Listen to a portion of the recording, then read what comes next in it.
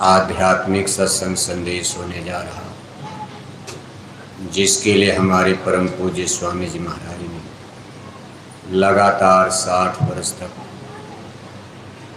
अपनी आध्यात्मिक पाठशाला सत्संग में बैठा कर हम सभी भूली भटकी मानव आत्माओं को समझाने, बताने और पढ़ाने का प्रयास करते रहे। सन 2012 से लगातार हमारे पूज्य हुजूर महाराज जी छोटे बड़े काफिले जन जागरण यात्रा लेकर बराबर इस मिशन पर आगे बढ़ रहे हैं। लाखों भाई लोग टाट बोरा पहनकर, लाखों लाख भाई बहनें शाकाहारी जैकेट पहनकर इस मिशन में उनका सहयोग और साथ दे रहे हैं। जैसा कि आप इस चीज़ को अच्छी तरह समझ रहे हो कि जय गुरुदेव मिशन की तरफ से जो स्पिरिचुअल मैसेज, आध्यात्मिक धार्मिक संदेश आप तक पहुंचाने का प्रयास किया जा रहा है, इसमें एक बहुत ही महत्वपूर्ण शब्द है शाकाहार का। यानी ऐसा धर्म जो प्योर वेजिटेरियन लाइफ सिस्टम पर सफ़र करता। जैसा कि आज आप संसार में इंसान और मनुष्यों की स्थिति को देख रहे हो, हमारे जितने रिलीजियस सिस्टम हैं भारतवर्ष ही नहीं सारे संसार में, आज करीब 4200 धर्म, मजहब, संप्रदाय, इतने रूप में आदमी खेमों में बढ़ चुका है। अपने भारत देश में 2-4 धर्म के बारे में तो हम आप जानते हैं और बराबर आवाज़ लगाते हुए हिंदू, मुस्लिम, सिख, ईसाई, ये चारों हैं भाई भाई। लेकिन आपको जानकारी हो जानी चाहिए, ये धरती और पृथ्वी इतनी बड़ी है। आज संसार के मनुष्यों की आबादी 6.25 अरब बताई जाती है। ये 6.25 अरब मनुष्य आज 4200 धर्म समूहों में डिवाइड हो चुके हैं। हिंदू, मुसलमान, सिख, ईसाई, जैनी, पारसी, बौद्धिस्ट, पादरी, यहूदी। अब 4200 धर्मों का नाम याद करना ही कठिन है। अगर सभी धर्मों का नाम लिखा जाए, एक मामूली बुकलेट और किताब बन जाएगी। अब इतने धर्म में, इतने धर्म समूह में संसार विभक्त हो चुका। लेकिन एक चीज़ आप देख रहे हो, ज़्यादातर धर्म समूहों में नॉन वेजिटेरियन लाइफ सिस्टम यानी मांसाहार की परंपरा बढ़ती जा रही है। चूँकि आज यहाँ सब लोग हिंदुज़ में, हिंदू धर्म के मानने वाले बैठे हो, जिस मंदिर के प्रांगण में आप बैठे हो, यहाँ भी हिंदू भाई ही पूजा करने आते हैं। और आज हमारी इस सत्संग सभा में करीब करीब सभी लोग हिंदू धर्म को सपोर्ट करने वाले, हिंदू धर्म पर सफ़र करने वाले उपस्थित हो। यहाँ कोई मुसलमान भाई या ईसाई भाई नहीं है। हिंदू धर्म उस धर्म को कहते हैं जिनकी पवित्र पुस्तक में रामायण और गीता वेद माना जाता। 4 वेद यानी इनके स्पिरिचुअल लिटरेचर्स, वेद, भागवत, रामायण, गीता, देवी देवता, गंगा जमुना, तीर्थ मूर्त, देवालय, शिवालय, ब्रह्मा विष्णु शिव, ये प्रमुख रूप से 3 भगवान मानकर पूजा करते हैं। इसके ऊपर एक ब्रह्म की भी मान्यता है, ब्रह्म एक द्वितीयो नास्ति। 3 भगवान के ऊपर एक सुपर पावर जो सबसे बड़े, जिनको ब्रह्म कहा जाता, और ब्रह्म के लिए लिखा है कि ब्रह्म एक ही है। भगवान तो 3 रूप में। हिंदू धर्म एक ऐसा धर्म है जिसमें सूर्य नारायण को भी भगवान ही कह दिया जाता है। लोग कहते भाई सूरज भगवान उदय हो गए, इस तरह से। लेकिन सबके ऊपर एक सुपर पावर, सबसे बड़े भगवान यानी ऑल माइटी पावर, जिनको ब्रह्म कहा गया, हिंदू धर्म की मान्यता, लेकिन ब्रह्म के लिए हिंदू धर्म कहता है कि ब्रह्म एक द्वितीयो नास्ति, ब्रह्म एक ही है। और इसी ब्रह्म पुरुष से सारे यूनिवर्स, ये जितना ब्रह्मांड आप देख रहे, सूरज चांद तारे, धरती पेड़ पौधे समुंदर पहाड़, हम इंसान और मनुष्यों के साथ साथ पशु पक्षी कीड़े मकोड़े जीव जंतु, सबकी उत्पत्ति इसी ब्रह्म पुरुष यानी सबको बनाने वाले और फिर समय पर सबको बिगाड़ने वाले, ये ताकत जिस शक्ति के पास है इसको ब्रह्म पुरुष कहा गया है। और धर्म सीधे सीधे जैसे दीन ईमान इस्लाम में, उसमें केवल एक अल्लाह ताला खुदा रब्बुल आलमीन के मानने की परंपरा। कहते भाई आल इलाही, अल्लाह एक है। मुसलमानों के यहाँ अल्लाह के नीचे कई भगवान मानने वाली परंपरा नहीं है।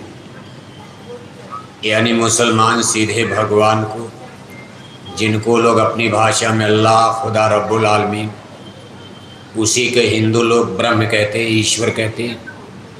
फर्क कुछ नहीं। अब हम आप थोड़ा नीचे भी, जैसे प्रधानमंत्री के नीचे मंत्री भी मान लिया जाता, बड़े बड़े मिनिस्ट्री होती उनको भी माना जाता, लेकिन मुसलमानों की मान्यता में सीधे प्रधानमंत्री ऑलमाइटी सुपर पावर खुदा अल्लाह को माना जाता। इसी तरह ईसाई धर्म में गॉड को माना जाता, वहाँ भी गॉड के नीचे कोई और भगवान या कई भगवान की मान्यता नहीं। सही अपनी जगह शब्द है। एक सीधे प्रधानमंत्री को मान रहे और एक सीधे नीचे मिनिस्ट्री को, मुख्यमंत्री को। चलो मिनट उनके मंत्रालय में भी सबको मानते हुए आगे बढ़ रहे। लेकिन अगर किसी की प्रधानमंत्री से दोस्ती हो जाए, नीचे किसी मुख्यमंत्री की, कलेक्टर की, कप्तान की, एसपी की, या पुलिस के थानेदार कोतवाल की, या मुख्यमंत्री की, फिर दोस्ती का कोई बड़ा महत्व नहीं रह जाता। जो आदमी सीधे प्रधानमंत्री से दोस्ती कर लिया, उनसे अटैच हो गया, उसके लिए नीचे के सभी लोग कोई बहुत मायने नहीं रखते। महत्व तो उनका है। अब मान लो आप के गांव में सड़क बनवानी है तो प्रधानमंत्री तो सीधे बनवाएंगे नहीं, जो परिवहन मंत्री है उसका भी महत्व है। आपके चंडीगढ़ में आपको किसी ने डंडा मारा, आपके घर में गोली चली, आपको FIR करवाना है तो पुलिस स्टेशन चलोगे आप। अब कहो सीधे प्रधानमंत्री के यहाँ जाएंगे FIR करने, और पुलिस स्टेशन पर जो FIR में पुलिस के सिपाही लिख देंगे, ये हाई कोर्ट सुप्रीम कोर्ट तक चल सकता, इसको फिर कोई इस रिपोर्ट को काट नहीं पाता। इन्हें अपनी अपनी जगह सबका महत्व है।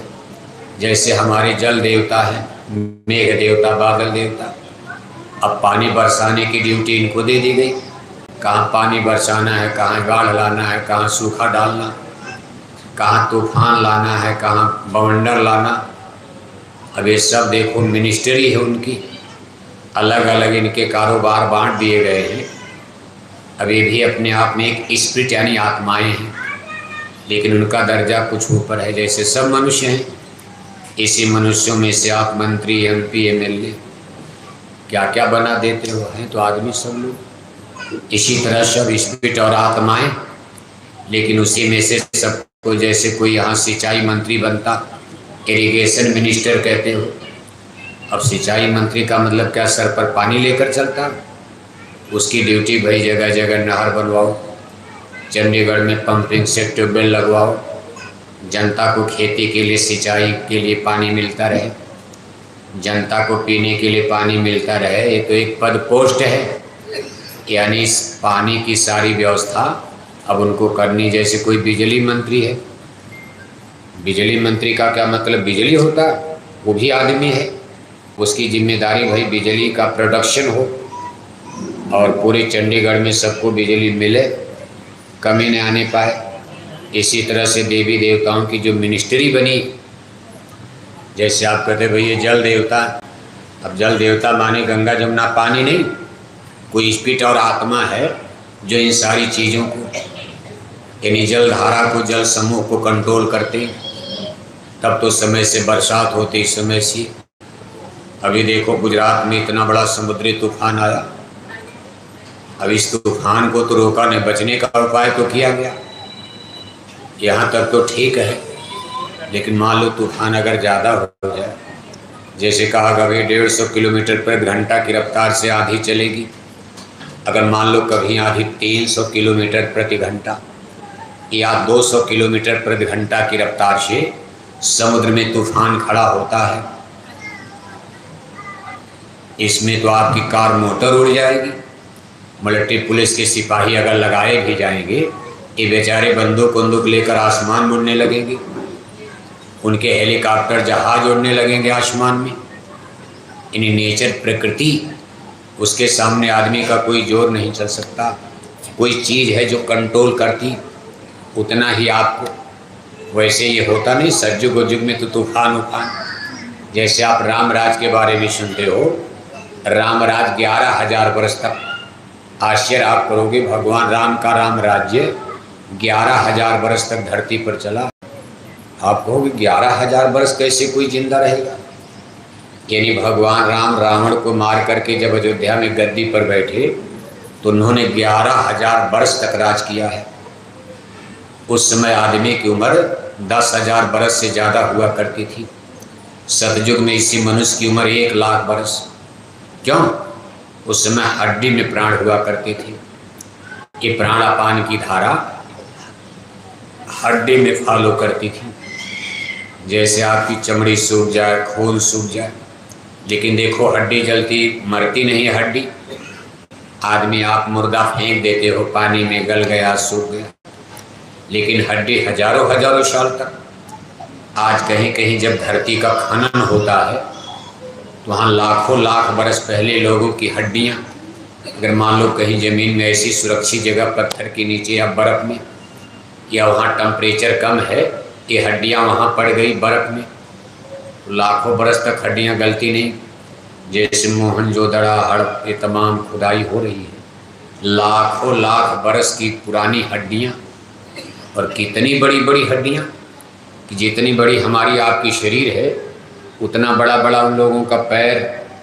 कितने बड़े लोग होते, कितनी लंबाई थी, कितना उनका शरीर, कितनी स्ट्रांग पावर। इस तरह से उस समय हड्डी में प्राण तो लाखों बरस की उम्र होती थी।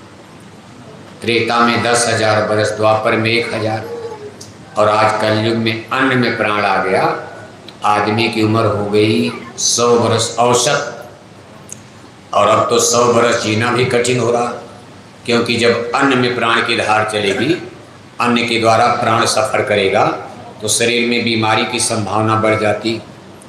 जैसे आपके भोजन पर दाल है, फल है, सब्जी है, अनाज है, दूध, दही, मक्खन, घी, और उसमें मांस भी आ गई इस समय। सतयुग में तो खैर कोई मांस नहीं खाता था।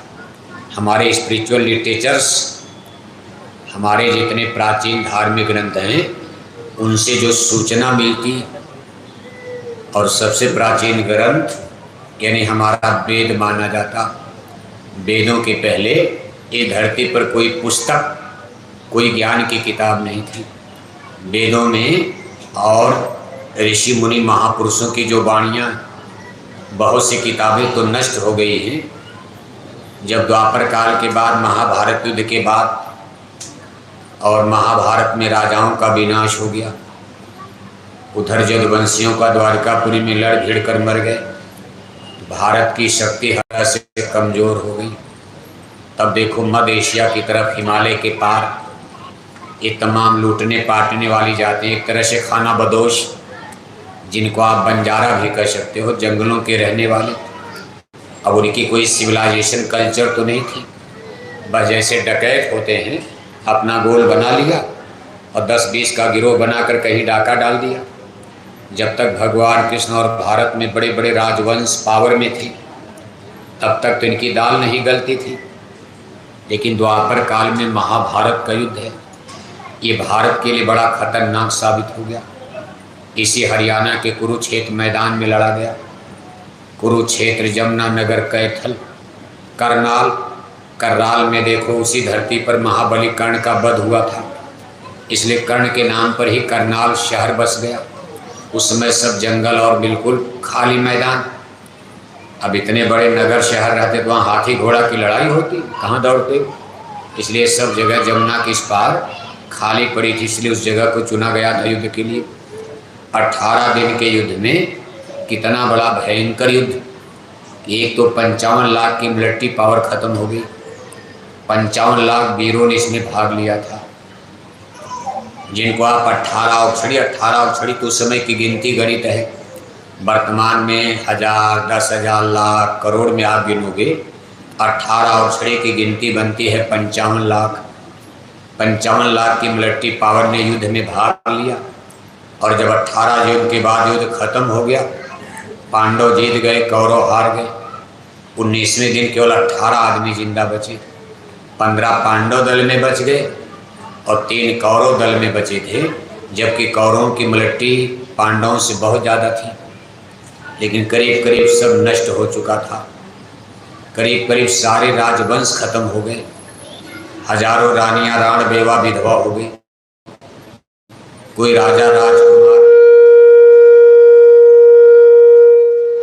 राजा राजकुमार जिंदा अपने घर को वापस नहीं जा पाए। इतनी बड़ी ये हिंदुस्तान के लिए त्रासदी थी। उसी समय दूसरी घटना द्वारिकापुरी में हो गई। बचे खोचे जदुवंशी सरदार आपस में लड़कर मर गए, जिसको आप कहते हैं जदुवंशियों का विनाश हो गया। ये टाइम पीरियड था जब धरती पर कलयुग आ रहा था। अब भगवान कृष्ण बुढ़ापे में थे, उनका कार्यकाल समाप्त। थोड़ा कम करो लाउड स्पीकर भाई, कम करिए, थोड़ा सुनाई दे बस। अब उनके देखो जाने का समय आ रहा। भगवान कृष्ण जाएंगे, द्वापर चला जाएगा, इसके बाद कलयुग लग जाएगा। उसी समय धरती पर उथल पुथल हो गई। कलयुग का आगमन होते ही द्वारिकापुरी में इतना बड़ा उथल पुथल हुआ। उसी समय जदुवंशियों का आपसी द्वंद्व, और फिर भगवान कृष्ण की द्वारिका नगरी समुंदर में एक बहुत बड़ा तूफान आया और इस समुंदर में डूबकर खत्म हो गई।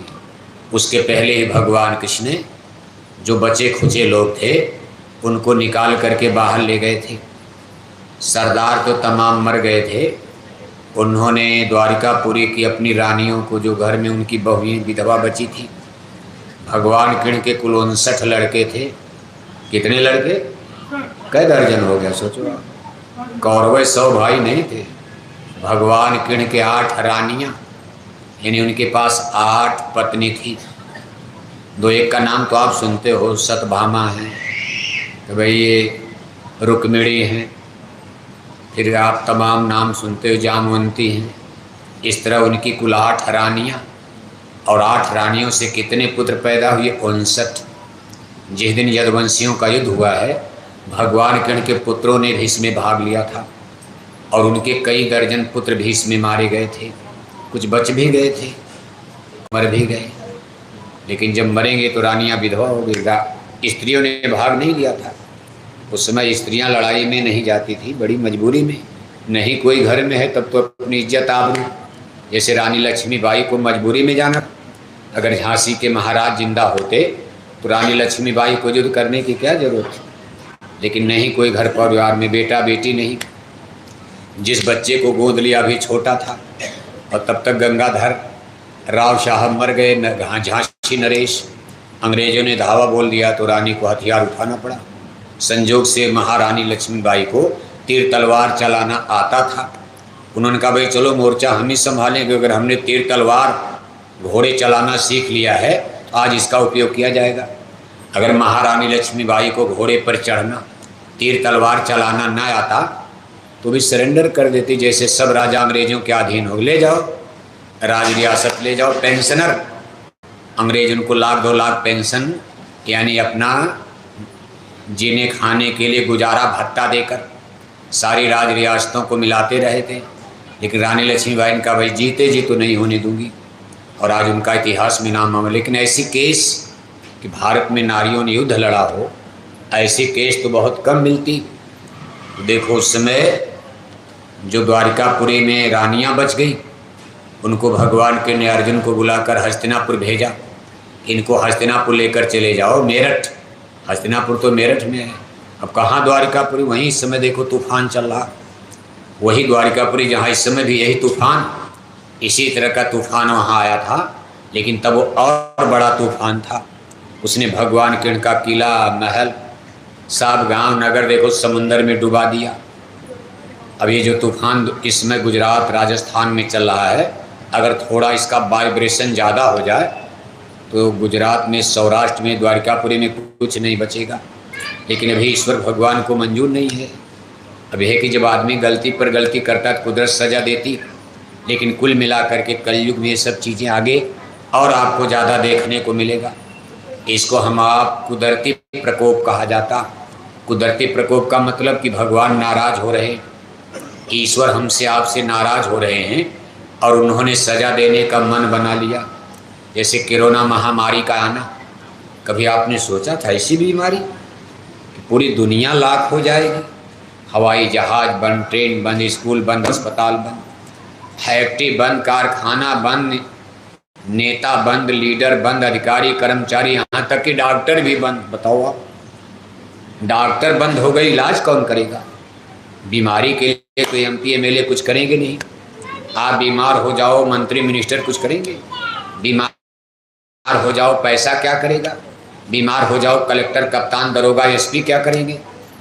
लेकिन बीमारी में तो डॉक्टर ही भगवान बनता। लेकिन कोरोना महामारी में डॉक्टर भी लॉकडाउन, डॉक्टर भी ताला में बंद करके अस्पतालों को घर चले गए और सरकार खोजती रह गई, कितने मिले ही नहीं और कितने बेचारे डॉक्टर तो मर भी गए। कहने का कुल मतलब ये सब चीज़ें हमको आपको संकेत दे रही कि नेचर, प्रकृति, कुदरत हमसे आपसे कुछ नाराज़ हो रहे हैं। नहीं तो अपने बेटा बेटी को कोई सज़ा देता? माँ बाप अपने बेटा बेटी को पालते हैं, पोसते हैं, खिलाते हैं, जिलाते हैं, बढ़िया कपड़ा, बढ़िया मिठाई, बढ़िया खिलौना, बढ़िया बढ़िया घर मकान सब बनाते हो। लेकिन एक ऐसी परिस्थिति आती है कि माँ बाप भी नाराज़ होकर डंडा उठा लेते, छड़ी उठाते, या अपनी औलादों से आप नाराज़ होकर कहते भाई चलो हमारा कोई लेना देना नहीं। क्यों? बार बार समझाओ, गलती पर गलती, गलती पर गलती। स्कूल में आप देखते हो मास्टर छड़ी उठा लेता। कोई मास्टर किसी विद्यार्थी को क्यों मारेगा? दूसरे के बच्चा बच्ची को मारने की क्या ज़रूरत? लेकिन भाई उसकी ड्यूटी है। अगर उसको आज वो डंडा नहीं मारेगा, सज़ा नहीं देगा, तो समझा करके तो मास्टर थक गया, तो मास्टर छड़ी उठाता है, डंडा उठाता। शासन प्रशासन भी डंडा उठाता। जनता ने ही राजा बनाया, आज उसी राजा की पुलिस फोर्स बच्चों के काउंटर कर देती। क्यों? जिसने उनको वोट दे करके राजा बनाया, आज उन्हीं की पुलिस देखो गोली मार करके काउंटर करती। क्यों? गलती किया होगा, कानून का उल्लंघन। इसी तरह जिस ईश्वर भगवान ने आपको जन्म दिया है, बेटा दिया, बेटी दिया, घर दिया, मकान दिया, इतनी सुंदर आपको शरीर दिया, सब कुछ दिया आपको, हिंदी दिया, अंग्रेजी दिया, सब कुछ दिया। दिया तो उन्होंने ही, यहाँ आप कुछ लेकर आए थे, सब उन्होंने आपको दिया और एक दिन आपसे ले भी लेंगे। अब जिन्होंने इतनी दया करके आपको सब कुछ दिया, वो आपके लिए भूकंप क्यों लाएंगे, क्यों बाढ़ लाएंगे? मारना चाहते हैं। लेकिन जब नहीं मानोगे, गलती पर गलती हो रही है, तो ईश्वर भगवान भी कभी कभी नाराज़ हो जाते हैं। यही बात हमारे धर्म ग्रंथों में देखो कही भी गई। आप गीता पढ़ते हो, भगवान कृष्ण अर्जुन से कह रहे, पार्थ मैं बार बार इस धरती पर कभी कभी, जब बार बार नहीं आता, मेरे आने का एक कंडीशन और शर्त है। हे पार्थ, बढ़ता पाप जब जब, ग्लानि होती धर्म की, पड़ती ज़रूरत है मुझे निज जन्म लेकर कर्म की। मुझे जन्म लेना पड़ता और यहाँ कर्म करना पड़ता। अब आप ये बात जरूर सोचते भाई भगवान, भाई भगवान तो ऐसे जब चाहे जिसको चाहे मार दे, उनको जन्म लेने की क्या ज़रूरत है? मनुष्य शरीर में आकर के पापड़ बेलने की, कष्ट उठाने की क्या ज़रूरत पड़ गई? अरे पूरी लंका को समुद्र में नहीं डुबा सकते थे। लेकिन कहा व्यापक ब्रह्म निरंजन, निर्गुण विगत विनोद, सुयज भक्ति प्रेम बस, कौशल्या की गोर। कहा जब जब होई धर्म की हानि, बाढ़े असुर महाअभिमानी, तब तब धरि प्रभु मनुज शरीरा, हरे कृपा निसज्जन पीरा। यदा यदा ही धर्मस्य ग्लानिर्भवति भारत, अभ्युत्थानमा धर्मस्य तदात्मानं सृजाम्यहं परित्राणाय साधूनां विनाशाय च दुष्कृतां धर्म संस्थापनार्थाय संभवामि जुगे जुगे। कि भाई हर युग में जब भी ऐसी कंडीशन है, ठीक ठाक चल रहा, भगवान श्री कृष्ण कहते भाई ठीक ठाक चल रहा, कोई मेरी ज़रूरत नहीं है। लेकिन एक मेरी ज़रूरत पड़ती है कब? जब आदमी संत महात्मा धर्म कर्म को भी मानने को तैयार नहीं। बाकी अगर बात से मान जाए तो डंडा उठाने की क्या ज़रूरत है। एक गंवाई कहावत कही गई है, गांव में लोग कहते हैं आदमी दो चीज़ से मानता, या तो माने बात से और नहीं तो माने। अब उसको कहना नहीं, देखो मशीन चल रही है, कहाँ कहाँ आवाज़ जा रही, लोग कहेंगे बड़ा गंदा शब्द बोल रहे हैं, थोड़ा गंदा शब्द है। या तो माने बात से और नहीं तो माने जिसको डंडा कहते हो, दो ही तो उपाय है। जब बात वाला सब सिस्टम बेकार हो गया, बात का कोई असर ही नहीं, बात माने सत्संग। अब हमें आपको डंडा मारने तो आए नहीं, सत्संग ही तो है। बात की बात हो रही है, आपको सत्ज्ञान दिया जा रहा है, सतबोध कराया जा रहा है, good idea, good behaviour, good thinking, अच्छी सोच, अच्छा चिंतन, अच्छा व्यवहारिक जीवन, सुचितापूर्ण पवित्र जीवन जीने की कला, रास्ता और मार्ग आपको समझाया जा रहा है जय गुरुदेव मिशन की तरफ से। अब नहीं मानोगे हम आपको डंडा मारेंगे। लेकिन वो कहते भाई डंडा मारने वाला काम मेरा है। हे अर्जुन, तब मैं आ जाता हूँ। संत फेल हो गए, महात्मा फेल हो गए, ऋषि मुनि जोगी फेल हो गए, साधु सन्यासी फेल हो गए, कुछ तो हार गए, कुछ मिट गए, कुछ मर गए, कुछ हार गए, कुछ थक गए, समझाते समझाते थक गए संत महात्मा। लेकिन इनके ऊपर कोई असर। कहा तब मेरी ज़रूरत पड़ती, मैं डंडा बजाता हूँ, तब उनका डंडा बजता है। कहा जब मेरा डंडा बजता तो उनका डंडा कोई मामूली है। एक बार में चंडीगढ़ ख़त्म हो जाए, देर क्या लगती। जिस चंडीगढ़ को ब्रिटानिया हुकूमत में, अंग्रेज़ों के राज में, अंग्रेज़ कारीगरों ने देखो कितने सिस्टम से बसाया है, पूरे भारत देश में चंडीगढ़ ऐसा शहर आपको नहीं मिलेगा। हर सेक्टर में बाग बगीचे, पता नहीं चलता शहर किधर है। थोड़ा आप आगे निकलो तो जंगल आ गया, फिर थोड़ा आगे निकलो तो शहर आ गया, तब तक फिर जंगल आ गया। ये देखो अंग्रेज़ों का जब राज था, उसमें बड़े अच्छे अच्छे अंग्रेज कारीगरों ने, बड़े बड़े वैज्ञानिकों ने, वास्तु कलाकारों ने इसको बसाया था। ये बहुत पुराना शहर नहीं है। बहुत पुराना शहर होता तो भी गुचुर मुचुर बसा होता, आपको सांस लेने में दिक्कत हो जाती दिल्ली उल्ली की तरह से। लेकिन ये बिल्कुल मॉडर्न सिटी है और बड़े सिस्टम से इसको बसाया गया। फिर भी बसाने में सैकड़ों बरस तो लग गया। आज चंडीगढ़ का डेवलप विकास करने में सैकड़ों बरस लग गया। लेकिन अगर उनका डंडा बज जाए, 1 मिनट भी नहीं लगेगा, चंडीगढ़ ख़त्म। हम शराब देने नहीं आए। आप हिमालय के करीब रहते हो, आपने यहाँ कोठी हवेली तो बना लिया और बनाते चले जा रहे हो। जिस धरती पर कोठी बना रहे हो, धरती के नीचे क्या है हमको आपको कुछ पता नहीं है। 10-10 हज़ार फुट नीचे पहाड़ है कि पानी है कि कोई गैस का गोला है, कोई भयंकर वस्तु है, ज्वलनशील है। अब मान लो कभी विस्फोट हो जाए, धरती में क्या क्या हो रहा, और फिर हिमालय हिल गया। ऐसी स्थिति पैदा होगी कि हिमालय हिलने लगा। सावन भादों के झूले की तरह से हिमालय झूलने लगा। उस दिन आपके चंडीगढ़ की ये धरती ककड़ी खरबूजे की तरह चिथड़े चिथड़े हो जाएगी। ये बड़ी बड़ी कोठियाँ अट्टालिकाएँ ताश के पत्ते की तरह बिखर जाएंगी, जमी दोज हो जाएंगी। फिर इन कोठियों में रहने वाला कोई जिंदा बचेगा? अरे नहीं, सब थोड़न मर जाएंगे। अभी ऐसी सूचना नहीं चंडीगढ़ ख़त्म हो जाएगा। ऐसी अभी कोई नोटिस, कोई सूचना ईश्वर भगवान की तरफ से नहीं मिल रही है।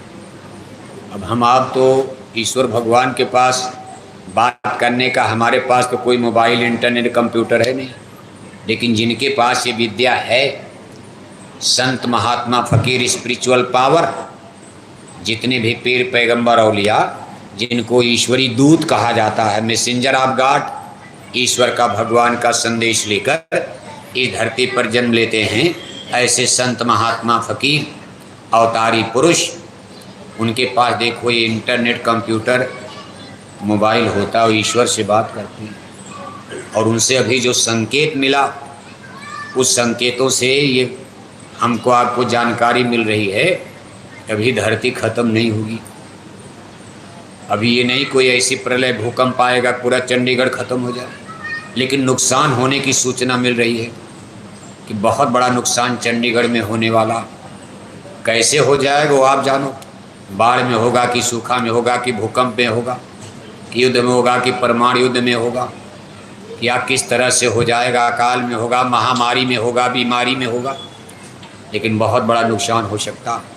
आबादियां देश दुनिया की बहुत कम हो सकती, नसबंदी, गर्भ, परिवार नियोजन, ये सारे कानून फेल, आबादी नेचर प्रकृति कुदरत की तरफ से अपने आप कम हो जाएगी। हमारे गुरु महाराज की वाणियों के मुताबिक हमारे गुरु महाराज ने भी कुछ संकेत दिया और भी संतों ने दिया है, जैसे सिख गुरु साहिबान प्रथम पातशाही गुरु नानक जी महाराज या उन सिख गुरु साहिबानों ने आने वाले फ्यूचर के लिए संकेत दिया है, और उसके लिए हमारे लिए सिख सरदार, सिख बहादुर लोग आज भी देखो इंतज़ार कर रहे हैं, जबकि धर्म गुरुओं को गए हुए कई 100 बरस बीत चुका, कितने 100 बरस से इंतज़ार किया जा रहा।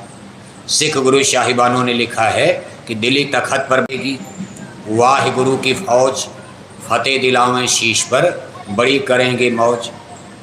उदय अस्त जहाँ लग या की बचे न कोई, बने रियाया सागरी धरती ऊपर जी।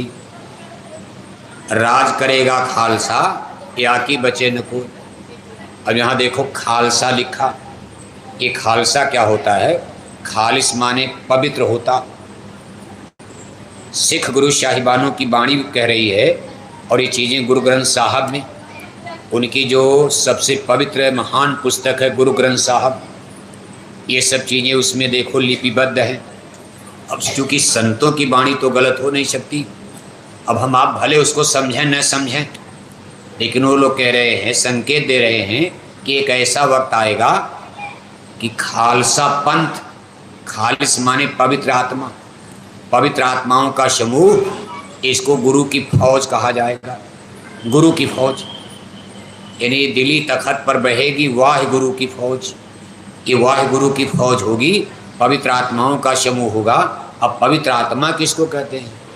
अब यहाँ देखो सीधे लिखा खालसा, खालसा माने पवित्र होता, खालिस, जैसे आप कहते भाई बिल्कुल खारिश मसाला, एकदम शुद्ध मसाला, पवित्र, इसी से खालसा बना है।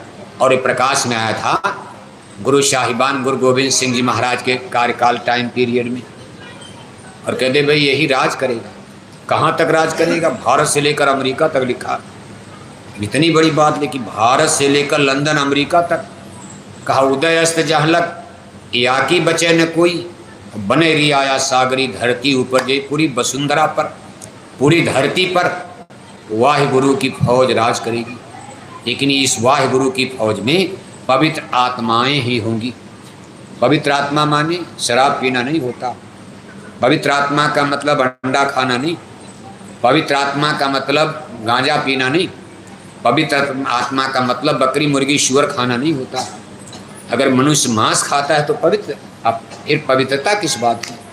क्योंकि सारे धर्म गुरु, आप गुरु नानक जी महाराज से लेकर गुरु गोविंद सिंह तक, हमारे जितने 10 गुरु साहिबान हुए हैं, गुरु नानक जी महाराज, अंगद जी महाराज, गुरु अमरदास जी महाराज, गुरु रामदास जी महाराज, गुरु अर्जुन देव जी महाराज, गुरु हरिराय साहब, हरि किरण साहब, हर गोविंद साहब, गुरु तेग बहादुर नवम गुरु, और 10वें गुरु गोविंद सिंह। किसी गुरु ने मांसाहार किया था? जोर से बोलो। मान लो चलो आप हिंदू हो, लेकिन इतना तो जानते हो, सिख गुरु मुसलमानों के बारे में कम जानते हो, लेकिन पंजाब के गुरुओं के बारे में हर हिंदू जानता, क्योंकि इसी से वो लोग कन्वर्ट हुए। सिख और हिंदू धर्म में कोई बहुत डिफरेंस नहीं। अब तो लोग डिफरेंस बढ़ाते जा रहे हैं, थोड़ा सा रगड़ा झगड़ा मचा करके हिंदू वर्सेस सिख।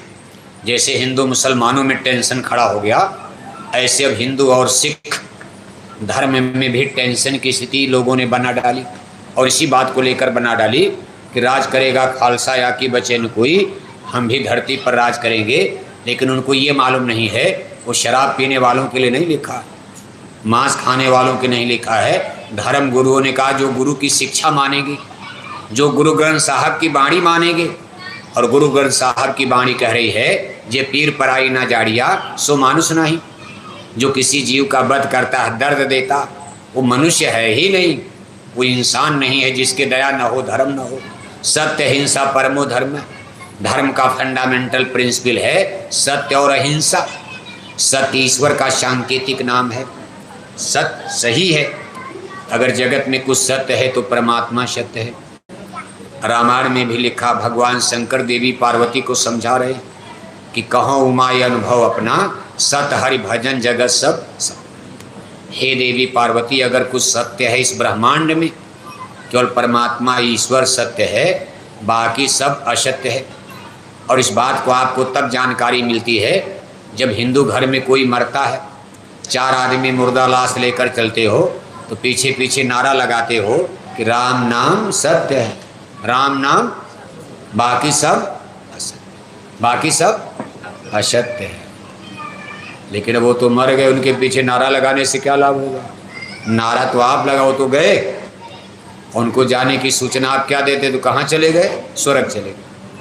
जब हिंदू घर में कोई मरता है, ले जा कर के आग में जला देते हो, फिर घर में 10वां मनाया। मुसलमान भी मनाते हैं, सिख अपने अपने हिसाब से। अभी मनाना उनाना कोई बड़ा मतलब नहीं, मरने वाला तो गया, स्पिरिट आत्मा तो गई। शरीर के लिए आप संस्कार करते हो, जला दो, दफना दो, गंगा में फेंक दो, जमुना में फेंक दो। कोरोना बीमारी में कितने लोग देखो गंगा जमुना में जेसीबी के गड्ढा खोद कर, एक ही गड्ढे में हिंदू के ऊपर मुसलमान, मुसलमान के ऊपर उनको, इनको सबको, कोई छूने को तैयार नहीं। जूता चप्पल के साथ दादा दादी को गंगा जमुना में लोगों ने बहा दिया ठेला पलाट कर। इससे तो कोई फर्क पड़ता नहीं, लेकिन फिर भी मनाया जाता भाई कहीं दादा के लिए धोखा न हो जाए, पूरा संस्कार किया जाता। 10 दिन लोग 10वां मनाते और 13 दिन में आकर हिंदू लोग ब्रह्मभोज 13वीं मनाते। चंडीगढ़ में भी मनाते हो, जहाँ हिंदू परंपरा को मानने वाले लोग रहते हैं, हिंदू धर्म पर सफ़र करने वाले लोग, 13 दिन में ब्रह्मभोज 13वीं मनाई जाती। और एक के टुकड़े पर नोटिस और सूचना चिट्ठी लिखकर अपने टोले मोहल्ले में, गांव जवार में, रिश्तेदार नातेदार, जितनी आपकी ताकत, ज़्यादा पैसा है तो पूरा चंडीगढ़, कम पैसा है तो केवल मोहल्ला, और ज़्यादा गरीब हो और कम पैसा है तो चलो थोड़े 10-20 लोग रिश्तेदारों को ही सही। और चिट्ठी में क्या लिखा जाता है कि मेरे पूजनीय दादाजी का क्या हो गया, क्या हो गया? नरकवास। क्या लिखते? मेरे पूजनीय दादाजी का क्या हो गया? स्वर्ग आवास। यहाँ का आवास खत्म। कलेक्टर का आवास, एसपी का आवास, इंजीनियर का आवास, सरकारी आवास, प्राइवेट आवास, चंडीगढ़ का आवास, दिल्ली का आवास, कोठी हवेली खत्म। अब दादा का आवास कहाँ मिल गया? स्वर्ग। और दादी मर गई तब क्या लिखोगे? नरकवास। दादा 2 कुंतल मछली खाकर मर गए तब क्या लिखोगे? नरकवास। क्या लिखते हो? क्या हो गया? स्वर्ग। दादा सारी जिंदगी शराब पीकर मर गए, शराब के नशे में बुद्धि पागल कर लिया, खराब मन और बुद्धि से पूरे चंडीगढ़ में कितनी बहन बेटियों की इज्जत की ख्वारी कर दिया, कितनी बहन बेटियों की इज्जत को बिगाड़ डाला। और जब वो मर गए तो उनकी तरह में क्या चिट्ठी लिख दिया? नरकवास। वे ऐसे आदमी को तो नरक होगा जो दूसरे की बहन बेटी की इज्जत आबरू को दाव पर लगा दिया, उसके लिए तो नरक लिखना चाहिए ना। लेकिन आपने लिख दिया उनका भी क्या हो गया? जिसको सरकार ने फांसी पर चढ़ा दिया, बताओ सरकार फांसी पर किसको कोर्ट कचहरी अदालत चढ़ाती है? जो सबसे बड़ा चंडीगढ़ में पापी होगा, जो सबसे बड़ा गलत काम किया होगा, उसी को कोर्ट कचहरी अदालत दिल्ली के तिहाड़ जेल में फांसी पर चढ़ाएगी। फांसी पर चढ़ गए, मर गए, और उनकी डेड बॉडी, मुर्दा लाश घर वालों को सरकार ने दे दिया। ले गए गंगा जमुना के किनारे, नदी के किनारे जलाया। और जब 13वीं मनाई तो उनके लिए भी क्या लिखते हो? क्या हो गया? जिसको सरकार ने फांसी पर लटका दिया, इतनी गलती किया, पाप, उसकी भी 13वीं में आप लिखते हो कि क्या हो गया? तो क्या स्वर्ग का पट्टा आप ही करते हो? कोई टिकट बांट रहे, चले जाओ स्वर्ग खुला है दरवाजा, चले जाओ चले जाओ। और अगर इसी तरह सब लोग स्वर्ग चले गए, आपके चंडीगढ़ में कोई नरक गया होगा? कोई नरक गया होगा? पंजाब में कोई नरक गया होगा, पूरे हरियाणा में कोई नरक गया होगा, उत्तर प्रदेश में कोई नरक गया होगा, बिहार में कोई नरक गया होगा? तब तो भगवान के स्वर्ग में जगह नहीं होगी और नरक बिल्कुल खाली पड़ा होगा, नरक में कोई नहीं और भगवान के स्वर्ग में जगह नहीं। लेकिन ऐसा नहीं, संत क्या सूचना दे रहे हैं कि नरक में खड़ा होने की कलयुग में जगह नहीं और स्वर्ग बिल्कुल खाली पड़ा, कोई स्वर्ग जा ही नहीं रहा। क्यों? ईश्वर का नेचुरली कॉन्स्टिट्यूशन है कि तिल भर मच्छी खाए के कोटि गऊ दे दान, काशी करवट लय मुए तौ न नरक निदान। अब देखो संत महात्मा भगवान के कानून को बताते हैं। जैसे दिल्ली और चंडीगढ़ में कानून की किताब रखी है, आप नहीं जानते हो, कोई वकील, कोई बैरिस्टर, कोई कानूनविद, जानकार आपको कानून के बारे में बताता है। इसी तरह ईश्वर के कानून को आप जान। जब दिल्ली चंडीगढ़ का कानून आपको मालूम नहीं है कि आप ये जो काम कर रहे हो कौन धारा आप पर लगाई जाएगी। आज आप चोरी कर रहे हो, गाय बैल बकरी मुर्गी चुरा रहे हो, किसी का जेब काट रहे हो, किसी को मार रहे हो, जिस दिन पकड़े जाओगे कौन धारा लगाई जाएगी, क्या जुर्म और आप पर साबित होगा, क्या इल्ज़ाम अदालत लगाएगी और कितनी आपको इसके बारे में सज़ा दी जाएगी। 10 बरस की 20 बरस की फांसी पर लटकोगे, आपको मालूम नहीं है। तो जब यहाँ के कानून की जानकारी नहीं है तो जिसने सूरज बनाया, चंदा बनाए, तारे बनाए, धरती बनाई, आसमान बनाया, उस ईश्वर भगवान ने भी कानून बनाया और वो कानून संतों के द्वारा हमको आपको समय समय पर समझाया जाता। भाई आप ऐसे कर्म मत करो, ईश्वर की अदालत में आप पर केस लग जाए, उसकी आपको कितनी बड़ी सजा मिल जाएगी। उसी कानून को संत महात्मा समझाते, जैसे कबीर आए, नानक आए, दादू आए, दरिया आए, रविदास जी आए। अब रविदास जी ने लिखा है, देखो, मीन मास जो करे आहारा, 64 जन्म गिद्ध अवतारा। कहा जो लोग मांस खाते हैं, शराब पीते, जब वो मरते हैं तो 64 जन्म तो गिद्ध का जन्म। गिद्ध तो आप देखते हो सड़े गले मांस को, गाय का, बैल का, भैंस का, सब मुर्दा मांस कहीं जंगल में फेंक दो, गिद्ध आ जाते हैं। कभी उसी में ईश्वर नाराज होकर कि मैंने मानव जन्म दिया, मांस खाने लगे। पशु पक्षी का मुर्दा, चलो मुर्दा की ऐसी शरीर में डाल दूंगा, मुर्दे खाते रहो, अपनी इच्छा पूरी करो। जह आशा तह भाषा, अपनी इच्छाओं को पूरा करने के लिए का उस जोनी में डाल दिया, कुत्ता बना दिया, गिद्ध बना दिया, ये बना दिया, बिल्ला बना दिया, चूहा बना दिया। कहते भाई ऐसे जीव नरक को जाते। आप मानव जन्म पाकर एक मछली का टुकड़ा खा लिया, अब आप कितनों गंगा नहाओ, जमुना नहाओ, दान करो, पुण्य करो, चंदा दो, चुटकी दो, करो, पाठ करो, तिलक लगाओ, टीका लगाओ, कहा मरने के बाद तब भी नरक होता। तिल भर मच्छी खाए के कोटि गऊ दे दान, और काशी करवट लय मुए तौ न नरक निदान। का सीधे आत्मा नरक में जाती। और यही तो पूजा। आज बताओ, अगर इस तरह से आप देखो, अगर इस तरह से देखो तो ज़्यादा लोग किधर जा रहे हैं? स्वर्ग? कहाँ जा रहे हैं? क्योंकि मांस खाने वाले आपके चंडीगढ़ में घट रहे कि बढ़ रहे? अब चाहे जैसे भी खाते हो, कुछ तो सरकार ने खिला दिया, कहा जाओ मुर्गी पालन खोलो, मछली पालन खोलो, सुअर पालन खोलो। तो जनता ने कहा भाई ये तो अगर गड़बड़ बात होती, ये तो रामायण गीता में लिखा मांस खाना पाप है, साधु संत कहते भाई गलत है। तो क्या हमारे नेता, लीडर, मंत्री, मिनिस्टर गड़बड़ बेवकूफ़ हैं? अगर ये पाप होता तो हमारी सरकार ऐसी योजना क्यों बनाती? मुर्गी पालन, मछली पालन, सुअर पालन, 10 लाख ले जाओ, 15 लाख ले जाओ, 25 लाख ले जाओ, किसानों को बुलाया, गांव-गांव मछली पालन खुलाओ, सरकारी खजाने से आपको 15 लाख डोनेट किया जाएगा, आपको अनुदान दिया जा रहा है। अपने गांव में जितने तालाब हैं सब में मछली पालन खुलवा दो। तो ये चीज़ें जो हैं आदमी में सस्पेंस। दूसरी चीज़ ये है, हमारे डॉक्टर्स देखो, जितने चंडीगढ़ के डॉक्टर्स हैं, बड़ी बड़ी डिग्री वाले तो ही हैं, पढ़े लिखे हैं। जब उनके पास आप जाते हो तो क्या कहते हैं? मछली में विटामिन डी है, अंडा में विटामिन सी है। अब आदमी कहता है भाई पढ़े लिखे डॉक्टर तो ये बोल रहे हैं, भाई बोरा वोरा वाले तो पढ़े लिखे हैं नहीं, ये रामायण गीता की कविता सुनाते हैं, भजन कीर्तन सुना के कहते मांस खाना पाप है, अंडा खाना पाप है। क्या पढ़े लिखे डॉक्टर 50-50 लाख रुपए खर्च करके जिन्होंने MD-BS की MD की डिग्री लिया, आज चंडीगढ़ में बड़े बड़े PGI, बड़े बड़े मेडिकल कॉलेज में डॉक्टरेट, आज ये बैठे हैं कितने की मर्ज को ठीक करते, मुर्दा को जिंदा करने की दम भरते, ताकत रखते। जिनके पास इतना ज्ञान है, शक्ति है, मशीनें हैं, हार्ट को निकाल करके फिर रख देते, खोपड़ी फाड़ कर फिर खोपड़ी को जोड़ देते। क्या ऐसे डॉक्टर बेवकूफ़ बोरा वाले ठीक है? ये जैकेट पहन के कक्षा 5 फेल, कक्षा 10 फेल। अब कितने जैकेट वाले तो कक्षा 5 भी नहीं पास कर पाए जैकेट पहन के। बस शाकाहारी हो जाओगे, बीमारी से बच जाओगे। तो पढ़े लिखे इंटेलेक्चुअल इस वैज्ञानिक बौद्धिक युग में ये बातें बहुत इफेक्टेड प्रभाव नहीं डाल पाते। विशेषकर आप शहरी क्षेत्रों में देखोगे, गांव देहात में तो थोड़ा बहुत वेद लबेद चल जाता, गांव की जनता भोली भाली रामायण गीता भी मानती। लेकिन शहरी क्षेत्रों में हमारी सोच चिंतन में बहुत बड़ा चेंजेस, तब्दीली, बदलाव होता जा रहा।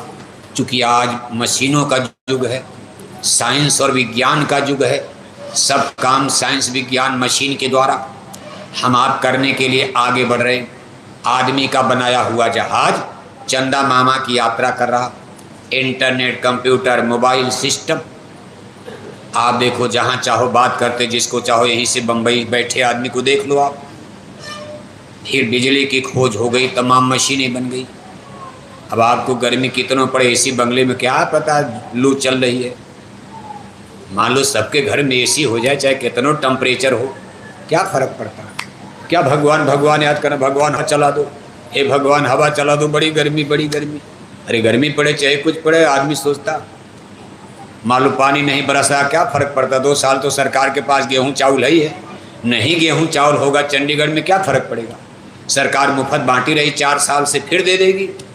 लेकिन कुल मिलाकर किसी न किसी दिन हमको आपको नेचर, प्रकृति की ज़रूरत पड़ेगी।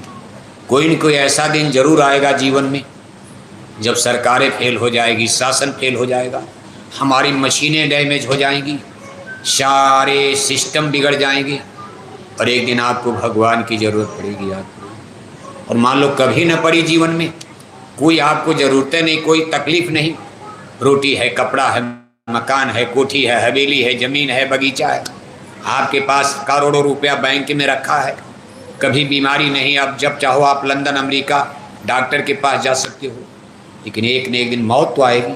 अगर मान लो कभी नहीं ज़रूरत पड़ी तो मौत के दिन क्या करोगे आप? प्रधानमंत्री चले गए, राष्ट्रपति चले गए, बड़े बड़े हुक्मरान चले गए।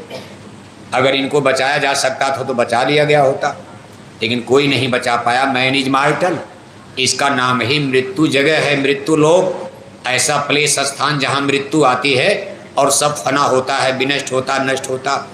कहा एक राजा था, एक रानी, तो मर गए राजा, मर गए रानी, हो गई ख़त्म, सबके खिस्से कहानी ख़त्म। आप चंडीगढ़ में अमर का पट्टा लेकर आए हो, दाढ़ी बाल आपके सफ़ेद हो गए, बस 2-4 बरस और 2-4 बरस बस चला चली की बेला आ रही है, दाढ़ी बाल सफ़ेद हो गए, आँख चली गई, चश्मा लग रहा, कान चले गए, बहरे हो गए, दांत टूटकर ज़मीन पर गिरना शुरू हो गया। अब पता चला गठिया भी पकड़ने लगा, तो आप डॉक्टर के पास जाते, डॉक्टर साहब ज़रा ठीक करो आँख को। अभी डॉक्टर क्या करेगा बताओ आप? डॉक्टर टांग काट करके दूसरी लगा दिया। 6 महीना में कहते डॉक्टर साहब ये भी दर्द कर रहा, कहा चलाओ ये भी काट देते, इसका कितना लगे? कहा 1 लाख। अब महंगाई बढ़ गई, कहा 1 लाख लगेगा, इसको भी काट करके ठीक कर दिया। तब आप कहने लगे डॉक्टर साहब कमर में दर्द हो रहा है, कहा था अच्छा चलो इसको भी ठीक कर देंगे काट कर। तब तक आप कहने लगे डॉक्टर साहब तो खड़ा ही नहीं हो पाते हैं। अरे कहा जरा लाठी लेकर चला करो, छड़ी ले लिया, पता चला डॉक्टर साहब छड़ी लेकर भी गिर जाते। अरे कहा भाई बुढ़ापे में चलने की जरूरत है क्या, चारपाई पर पड़े रहो। अब गिर पड़े चारपाई पर, कहा डॉक्टर साहब हाथ नहीं उठ रहा, अब चम्मच से पानी पिलाया जा रहा है। ये सब क्या है?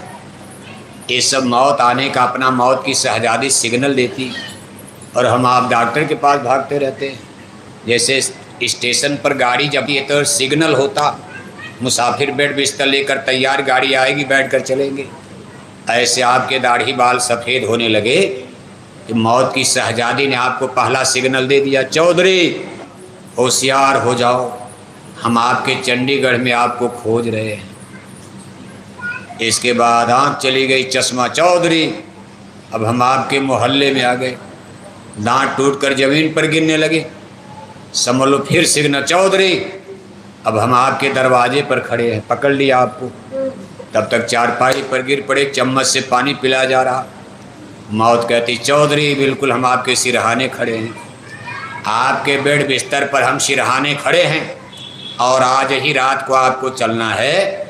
चौधरी बेचारे कहते, इतनी जल्दी कहाँ ले जाओगे, अभी तो मुझको नाती पोता की शादी करनी, ये काम करना, ये काम करना, बड़ी मैंने योजना बनाया। तो मौत के सिपाही डांटते हैं कि अरे अंधे बहरे आदमी, नो स्टे ऑर्डर, ये कोई दिल्ली चंडीगढ़ कोर्ट का ऑर्डर नहीं है, इसमें स्टे ऑर्डर ये भगवान का परवाना, ईश्वर का। आज ही आपको चलना, आधी रात को चलना। अब देखो सब घर परिवार वाले दूसरे कमरे में सो रहे और आधी रात को मौत की शहजादी ने प्राण जीवात्मा को घसीट कर बाहर कर दिया। और जैसे मुलजिम को गिरफ्तार करके सिपाही लेकर चलते हथकड़ी लगाकर, ऐसे जीव गिरफ्तार कर लिया जाएगा।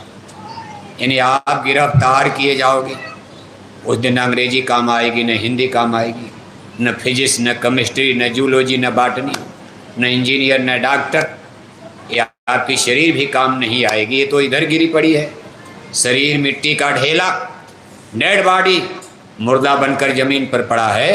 हंस जब जब उड़ा तो अकेला उड़ा, आप निकल जाओगे। अब यहाँ देखो बार बार आपकी बात हो रही, अब आप दो हो गए, एक तो आप निकल कर जा रहे हो और एक आप ये पड़े हो। इसको कहते हैं शरीर और आत्मा। यानी हमारा ये जो लाइफ सिस्टम आप देख रहे हो, इस समय हमारा जीवन सफ़र कर रहा है, ये दो चीज़ों के मेल से चल रहा। एक ये उसी तरह आप समझ सकते हो जैसे अपने घर में आप तमाम प्रकार का इंस्ट्रूमेंट्स, औजार, मशीन रखते हो। मान लो आपके घर में कूलर है, फ्रिज है, फैन है, पंखा है, पंपिंग सेट मशीन है, आटा चक्की मशीन है, लेकिन आपके घर में ऊर्जा, एनर्जी, बिजली ही नहीं है। आटा कैसे बनाओगे, बिजली नहीं है। मशीन तो है आटा चक्की, लेकिन बिजली नहीं है, आटा बनेगा। और मान लो घर में बिजली है, आटा चक्की मशीनें नहीं है, तो आटा बनेगा। दोनों एक दूसरे के पूरक हो गए। इसी तरह शरीर और आत्मा का संबंध है, जुड़ा हुआ है। शरीर हमारी मशीन की तरह काम कर रही और इसको ऊर्जा, एनर्जी, ताकत देती, स्पिरिट, इसको आत्मा कहा जाता। इन दोनों का मेल हुआ तो जीवन बनता। ये ओरिजिन ऑफ लाइफ, हमारा आपका जो जीवन चल रहा है, इसमें केवल शरीर ही नहीं है, शरीर के साथ साथ एक सूक्ष्म एलिमेंट्स, सूक्ष्म तत्व है जिसको हम आप देख नहीं सकते। जैसे आटा चक्की मशीन को तो देख रहे हो, लेकिन बिजली आप देख पाते हो? क्यों भावशाह सो रहे हैं? कहाँ आप लोग? देखिए सब लाइन से सो गए, उपाध्यक्ष, अध्यक्ष, सब सो रहे हैं। नहीं, अध्यक्ष जी नहीं सो रहे। कुर्सी तो गड़बड़ है। कुर्सी वाले ठीक हो जाएं तो जनता तो ठीक है, जमीन वाले तो ठीक है। दिल्ली में कुर्सी, चंडीगढ़ कुर्सी, ऑफिस दफ्तर में कुर्सी, फैक्ट्री कारखाने में कुर्सी, जितने कुर्सी वाले सब गड़बड़। जनता बेचारी जमीन पर हो तो ठीक, सब काम किसने बिगाड़ा? कुर्सी वालों ने। ये दिल्ली चंडीगढ़ में बैठकर क्या करते? बस बोतलें पीते रहे, भारत माता की जय बोलते रहे और विदेशी बैंकों में खाता। बोतल का मतलब पानी का नहीं, दूध का नहीं। दिल्ली चंडीगढ़ में एमपी, एमएलए, मंत्री, मिनिस्टर जिस बोतल को पीते इसको शराब की बोतल कहते। बस शराब बोतल पीकर मौज, क्या चिंता, जनता मरे चाहे कुछ कोरोना आवे, चाहे कोरोना का दादा आ जाए, उनका क्या बिगड़ना? भूकंप आवे चाहे बाढ़ आवे, मलट्टी लगा दिया गया, वो तो बैठे रहेंगे। मलट्टी वाले भी आपके बच्चे, जनता मरेगी वो भी उनके बच्चे, उनका क्या बिगड़ने वाला? पुलिस के सिपाही, फोर्स पुलिस वहाँ तूफान भूकंप में लगा दिया, आप ही के बेटा बेटी, जमीन वाले, उनको क्या हो? तो बस दारू पीकर मस्त हैं, उसी में कानून बना देंगे। कानून बना दें, क्या क्या कानून बना दें? मुर्गी पालन खोलो, अभी सब देखो शराब के नशे का कानून है। उनको ये भी नहीं पता कि आप हिंदू हो, कोई मुसलमान प्रधानमंत्री है। आज तक जब से देश आज़ाद हुआ है, दिल्ली की गद्दी पर कोई मुसलमान प्रधानमंत्री बन पाया? जोर से बोलो, कोई प्रधानमंत्री मुसलमान बना है? आपके उत्तर प्रदेश में आज तक कोई मुसलमान मुख्यमंत्री बना? चंडीगढ़ में कोई मुसलमान मुख्यमंत्री बना? सब लोग वही बने, हिंदू बने, सिख बने। हरियाणा में तो सब हिंदू, और पंजाब में गुरुओं को मानने वाले सिख। उत्तर प्रदेश की राजधानी लखनऊ में सब मुख्यमंत्री हिंदू। हिंदुओं ने ही मुर्गी पालन खुलवा दिया, हिंदू राजाओं ने ही मछली पालन खुलवा दिया, हिंदू राजाओं ने ही सुअर पालन खुलवा दिया, हिंदू राजाओं ने ही शराब की दुकानें जगह जगह खुलवा दिया। अब इसमें मुसलमानों का क्या दोष है? मुसलमानों का राज तो गया। 700 बरस भारत में मुसलमानों ने डट कर राज किया, उसमें उन्होंने जुर्म किया। उन पर जो इल्ज़ाम लगे, हिस्ट्री ऑफ इंडिया, भारत के इतिहास की किताबों में आज दर्ज है, कुछ तो अभी नहीं दर्ज है, कुछ पक्षपात से। लेकिन कुल मिलाकर इस समय मुसलमानों का क्या दोष है? जितना धर्म संस्कृति का विनाश देख रहे हो, सब हिंदू राजाओं ने, चाहे प्रधानमंत्री, मुख्यमंत्री, मिनिस्टर के रूप में दिल्ली और लखनऊ, चंडीगढ़ में बैठकर इन्हीं हिंदू एमपी एमएलए मंत्री मिनिस्टरों ने आज हमारे धर्म का सत्यानाश करवा दिया। और ये ऐसा सत्यानाश करवा दिया तो कुर्सी कितनी गड़बड़ है। कुर्सी वाले तो गड़बड़ है। यहाँ भी देखो कुर्सी वाले सो, आप तो कोई नहीं सो रहे हो। हमारे सामने नीचे बैठने वाला कोई नहीं सो रहा। इधर कुर्सी मिल गई तो बस आराम से प्रभुता पाई। एक तो अहंकार होता और दूसरे आदमी आराम में धीरे से सो जाता। कौन पूछता, कौन देखता? चलो, लेकिन कुल मिलाकर के ठीक सबको होना पड़ेगा। जमीन वाले तो चलो 50% ठीक, ज़्यादा गड़बड़ तो कुर्सी वाले। भारत बुराई पर से नीचे आती, नीचे से पानी कभी ऊपर चढ़ता है, ऊपर से पानी नीचे आता। इसलिए जब भी बुराई होती है ऊपर से पनपती। जैसा राजा वैसी प्रजा, अंधेर नगरी चौपट राजा और टका सिर भांजी टका सिर। अंधेर नगरी चौपट राजा हो जाएगा तो जनता चौपट, धर्म चौपट, कर्म चौपट। तो देखो आप, हम समझा रहे थे, थोड़ा इधर ध्यान चला गया, फिर तो नहीं सो रहे हैं आप लोग। प्रसंग देखो छूट गया था, कहाँ से कहाँ चला गया। हम आपको समझा रहे थे हमारा लाइफ सिस्टम 2 चीज़ों के मेल से जीवन बना है। एक शरीर है और दूसरी क्या है? समझते चलो। अरे पढ़ोगे तब तो, ये नहीं कि बस कुछ पढ़ना उन्होंने ठाकुर जी की तरह से ठाकुर जी की कथा गुटुर गुटुर कथा सुन रहे हो। गले के नीचे कुछ जा ही नहीं रहा। हरे राम हरे राम हरे राम हरे राम सीताराम राधे श्याम।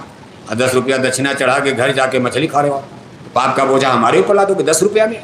इसलिए दक्षिणा उछिना मत चढ़ाओ। अगर अभी मछली खानी, दक्षिणा मत चढ़ाओ, अपनी मछली चढ़ा के जाओ। आज पैसा मत चढ़ा, मछली चढ़ाओ, अंडा चढ़ा दो। कहा गुलिस्ता की फिजा बदलूं, चमन गुलजार करवा दूं, मुझे अपनी बुराई सौंप दो, मैं तख्त दिलवा दूं, मुक्ति दिलवा दूंगा, मोक्ष दिलवा दूंगा। आपका जन्म मरण छूट जाएगा अगर आपने अपने पाप कर्म को तिलांजलि दे दिया, संतों महात्माओं की शरण में अर्पण कर दिया।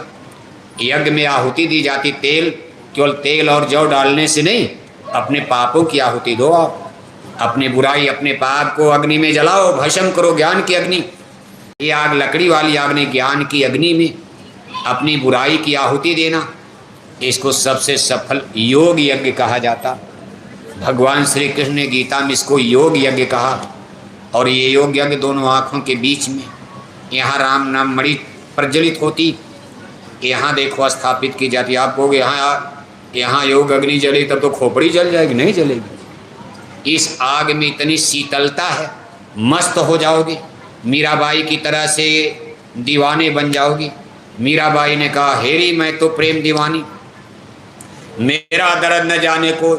का खोजत खोजत संत रविदास मिले मोर सदगुरु, देने सुर शहदानी, मैं मिली जाय पाए पी अपना, तब मोरी पीर बुझानी। राम नाम चिंतामणि सुंदर, बसे गरुण जाके उड़ी अंतर, परम प्रकाश रूप दिन राती, नहीं चाहिए दिया घृत बाती, फिर तेल बाती की जरूरतें नहीं पड़ेगी। ये तेल बाती में तो रोज जलाना, रोज बुझाना, रोज जलाना, रोज बुझाना। जिस दिन राम नाम मणि जला लोगे, तेल बाती की आवश्यकता नहीं। कहा भाई घटेगी नहीं, ये अनंत ज्योति है, अखंड ज्योति है राम नाम मणि, और आपके माथे में ललाट में विद्यमान है। लेकिन आज इस पर कर्मों के बादल आच्छादित हैं। जैसे आसमान में बादल, सूर्य नारायण नजर नहीं आ रहे, कोहरा हट गया, बादल फट गया, सूरज चमकने लगता है, ऐसी आज जीव की गति हो गई। जन्म जन्म के पापों की काई कूड़ा कचड़ा गंदगी आपकी अंतर्दृष्टि पर, आत्मा की आंख पर ये देखो सामने आकर जमा हो गया। आत्मा बेचारी ये हिमालय पहाड़ की तरह ये पापों के बोझे में दब गई। अब आप ये निकाल कैसे पाओगे आप? कि हमारा जीवन देखो, शरीर और आत्मा। अब इसी आत्मा को सत्य रूप से समझना। शरीर का भी ज्ञान तो जान गए आप, बस 2-4 साल में जल जाओगे, मर जाओगे, मिट जाओगे। इसको जो खिलाना पिलाना जिलाना, जितना हैंडसम सुंदर बनाना बिगाड़ना था कर लिया खेल। अब बैठ गया लग रहा। अब इससे ज़्यादा सुंदर क्या बनोगे आप? न इससे ज़्यादा निरोग बनोगे। कहीं आपको गैस पकड़ लिया, कहीं बवासीर, कहीं भूखंदर, कहीं शुगर के मरीज, कहीं बीपी हाई हो रहा, कहीं लो हो रहा, कहीं हार्ट के मरीज हो गए, कहीं ब्रेन ट्यूमर हो गया, कहीं ये ट्यूमर, कहीं ये ट्यूमर। रोज़ बड़े बड़े पीजीआई का चक्कर लगाते, डॉक्टरों का चक्कर लगाते घूम रहे हो। लाख लाख रुपए डॉक्टर ले रहे हैं और अभी बीमारी जाने वाली नहीं है। हम श्राप नहीं दे रहे हैं। अभी मौत के बाद आग में जल जाओगे। बस जब शरीर जलेगा उसी दिन आपकी सारी बीमारी आग में। एक बीमारी होती तो ठीक, इतनी बीमारी लाद लिए। अब डॉक्टर क्या क्या करे? कहाँ काटा जाएगा? सीना काटा जाए, पेट काटा जाए, खोपड़ी काटी जाए, टांग काटी जाए, क्या क्या डॉक्टर ठीक करेगा बताओ आप? जिस दिन आग में जलकर भस्म, उसी दिन सारी बीमारी रोग अग्नि में जल करके आपके शरीर का भस्म हो जाएगा। और इसके बाद जीव जाता किधर है? तो देखो संत क्या सूचना दे रहे। संत क्या कर रहे हैं? आपका तो सब लोग स्वर्ग चले गए, लेकिन संत सूचना दे रहे हैं ऐसा नहीं होता। जो देख रहे वो आंखों देखा हाल बता रहे हैं कि यमपुर जाए जीव पछताएं, यम के दिन बहुत शताएं। कहा मौत के बाद जीव को खुदा के फरिश्ते, मौत के सिपाही, इसको सबसे पहले यमपुरी ले जाया जाता। कहाँ ले जाते हैं? तो भाई केवल हिंदुओं के लिए नहीं, मुसलमानों के लिए भी है। सिख, ईसाई, जैनी, पारसी, बौद्धिस्ट, पादरी, लंदन, अमेरिका, जर्मनी, जापान, जो भी मरेगा सबको पहले यमपुरी ले जाया जाता। हिंदू ग्रंथों में यमपुरी लिखा, मुसलमानों की किताबों में उनकी भाषा में, सिखों में पंजाबी में, अंग्रेजी में अलग अलग इसका नाम दिया गया है। कानून सबके लिए, नेचुरली कॉन्स्टिट्यूशन जन्म मरण का एक ही है। ये नहीं कोई हिंदी में मरेगा, कोई अंग्रेजी में मरेगा, कोई उर्दू में मरेगा, कोई फारसी में मरेगा। मरने का सिस्टम तो एक ही सिस्टम जन्मने का और एक ही सिस्टम सबके मरने का। पकड़ करके कहाँ ले जाते? यमपुरी। यमपुरी क्या होता? ईश्वर की अदालत को, कोर्ट को यमपुरी कहा गया। यानी जिस दरबार कोर्ट को भगवान ने बनाया और वहाँ जो जज बैठे हैं उनको धर्मराज यमराज कहा गया हिंदू ग्रंथों में। धर्मराज यमराज और जो सिपाही आपको गिरफ्तार करके ले जाएंगे इनको यमदूत कहा जाता। खुदा के फरिश्ते, मौत के सिपाही, यमदूत। लोग कहते अभी धर्मराज यमराज के दूत आ गए। सिपाही ये पकड़ करके हाथों में हथकड़ी लगा दिया, मारते घसीटते। उसकी अदालत में सबको नहीं मारते। चोर डाकू पकड़ा जाएगा, पुलिस यहीं मारना शुरू, जनता भी मारती। कोई मिनिस्टर पकड़ा जाएगा, डंडा मारा जाएगा। उसको कार में बैठा कर इज्जत से, भाई आप अरेस्ट हो, आप कानून के शिकंजे में, कस्टडी में पुलिस की, आप चलिए सर। उस समय भी उनको सर कहा जाएगा। कोई मंत्री मिनिस्टर अगर कसूर कोर्ट ने कर भी दिया फिर नहीं उसको पुलिस डंडा मारने लगेगी। अरे भाई गांधी जेल में गए, सुभाष जेल में गए, भगवान राम जेल में, भगवान कृष्ण जेल में, हमारे गुरु महाराज खुद 21 महीना जेल में, आज भी आपके हरियाणा के कई महात्मा खुद जेल में। ये नहीं कि सबको डंडा मारा जाएगा, लेकिन कोई चोर डाकू गुनहगार पकड़ा जाता उसको यहीं सीधे डंडा बजता है। जनता भी डंडा मारती, डाकू पकड़ा गया, डाकू पकड़ा गया। इसी तरह से पुण्य आत्माओं को भी ले जाया जाता, लेकिन उनको हथकड़ी नहीं लगाई जाती। लेकिन यमपुरी में उनको भी खड़ा किया जाएगा कोर्ट में। फैसला तो वही होगा कि अगला जन्म, अगला जगह इनको जाया जाएगा। पुण्य आत्माओं को ना तो हथकड़ी लगाई जाती और न इनको कोई डंडा मार सकता, बड़े सम्मान के साथ ले जाते। और अगर किसी को संत मिल गए, सतगुरु, इनके लिए सतगुरु नाम के जहाज पर ले जाते। ये 3 परिस्थितियाँ आती। एक पुण्य कर्म और पाप कर्म वालों को हथकड़ी लगा दिया और डंडे मारते हुए घसीटते हुए पैदल और सिपाही लेकर चलते। पापी आत्माएं, पुण्य आत्माओं को सरल स्थिति में, और जिनको संतों का नामदान मिल गया, नाम, कहलक करो मैं नाम बढ़ाई, राम न सके नाम गुन गाई। सतगुर बिना न कोई बाँचे, नाम बिना 84 नाचे। कभी अगर सदगुरु मिल गए, सदगुरु से नाम मिल गया। नाम माने शब्द होता, जिनको ब्रह्मवाणी, वेद वाणी, अनहद वाणी, अनहद नाद। मुसलमान भाई आसमानी आवाज कलमा आए थे। ईसा साहब ने बाइबल में sound of God, sound of sky. Sound माने आवाज, गॉड माने भगवान। कहा भगवान के दरबार से जो आवाज आ रही है, इसको रामायण में नाम कहा गया। कहलक करो मैं नाम बढ़ाई, राम न सके नाम गुन गाई।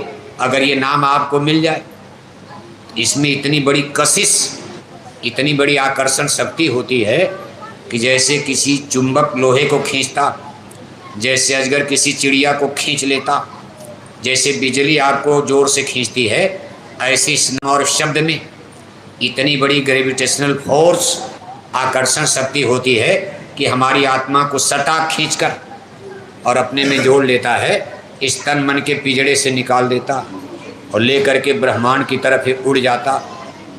इन्हें अगर आपको नाम और शब्द से मेल हो जाए तो आप जीते जी स्वर्ग वैकुंठ, देवी देवता, ईश्वर भगवान। ये गजब का भी ज्ञान, इसको साइंस ऑफ सोल कहते। संत महात्मा इसी चीज़ को समझाते। और ये स्टेशन कहाँ है? दोनों आँखों के बीच में, मुर्शिद नैनो बीच में भी है। इसलिए इसको सूरज शब्द योग, योग साधना। योग माने प्लस होता जोड़ना, जैसे 2 में 2 जोड़ दिया 4 हो गया।